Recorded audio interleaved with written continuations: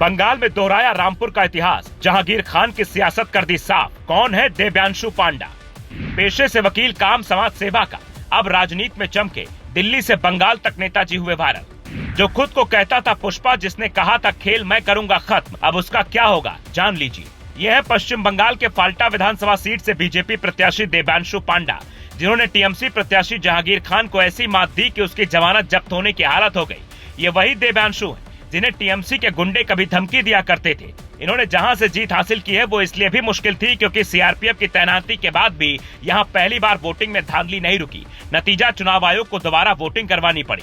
फिर भी ये मैदान में डटे रहे और अब इन्हें दिल्ली से कोलकाता तक से बधाइयां मिल रही।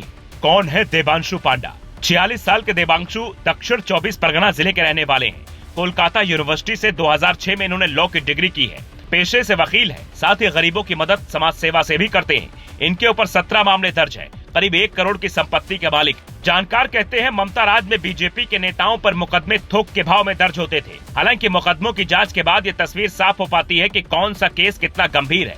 लेकिन बंगाल में जो इन्होंने किया है, जिस हिसाब से टीएमसी का किला ढहाया है, उसने यूपी के रामपुर मॉडल की याद दिला दी है। एक वक्त था जब यूपी के रामपुर में आजम खान का सिक्का चलता था, लेकिन एक वकील और समाजसेवी आकाश सक्सेना ने आजम खान को ऐसी सियासी पटकनी दी कि आज आजम की सियासी लंका ढह गई।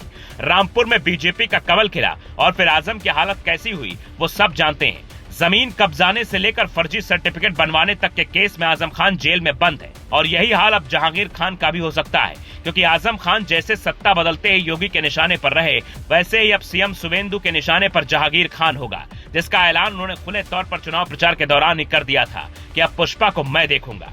2021 पोस्ट पोल वायलेंस জাতীয় মানবাধিকার কমিশন 19 জনকে নটোরিয়াস ক্রিমিনাল ঘোষণা করেছিল, যার মধ্যে এই ভাইপোর জাহাঙ্গীরও ছিল।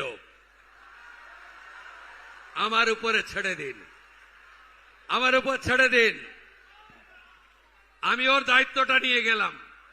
जिसका नतीजा ये हुआ कि खुद को पुष्पा कहने वाले जहांगीर खान भागा भागा हाईकोर्ट पहुंचता है, गिरफ्तारी से बचाने की गुहार लगाता है और 25 तारीख तक के लिए उसे राहत मिल भी जाती है। लेकिन अब जहांगीर खान के इलाके में कमल खिल चुका है और उसके गुंडों का क्या होगा, इसका अंदाजा शायद उसने खुद भी लगा लिया होगा, वरना वो 21 मई की रिपोलिंग से पहले मैदान छोड़कर नहीं भागता। न ही रिपोलिंग वाले दिन उसके घर पर ताला लगा दिखता, क्योंकि वो तो सिंघम आईपीएस अजयपाल शर्मा को दूसरे चरण के चुनाव के दौरान चुनौती दे रहा था। सीधा कह रहा था वो सिंघम है तो मैं पुष्पा हूँ। जो खेल आईपीएस ने शुरू किया उसे खत्म मैं करूंगा। लेकिन कहा जाता है सियासत में जुबान का इस्तेमाल अगर संभाल कर न किया जाए तो फिर वही जुबान बड़ा कष्ट देती है, और जहांगीर ने तो जुबान के साथ साथ अपने गुंडों को भेजकर वोटर्स को भी धमकाया। इसीलिए जहांगीर की उल्टी गिनती अब शुरू हो चुकी है। शायद यही वजह है कि बीजेपी ने बंगाल जीतने के बाद फाल्टा सीट पर जीत के लिए एड़ी चोटी का जोर लगा दिया था, ताकि किसी भी तरीके की कोई गलती की गुंजाइश न रहे।